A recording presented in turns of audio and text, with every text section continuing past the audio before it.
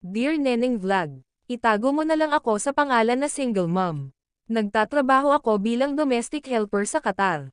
Bago makuha kung ano ang mayroon ako ngayon, dumaan muna ako ng maraming paghihirap at sakit.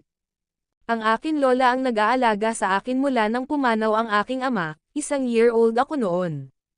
Ang aking ina, na ikinasal ng maglaon, ay kinuha ang aking nakatatandang kapatid na babae. Nakaramdam ako selos ngunit naiwan ako na walang pagpipilian. Simula noon, naging buhay na impyerno ang buhay ko. Nag-aral ako lola ko lang ng alaga sa akin pero lagi niya ako iniwan. Iniwanan ako ng lola ko ng bigas sabon pero allowance minsan wala, kaya tiis ako lakad araw-araw punta school minsan walang almusal pasok pa rin, dahil isa ako scholarship student. Simula pagkabata, pangarap ko na makapunta sa Dubai.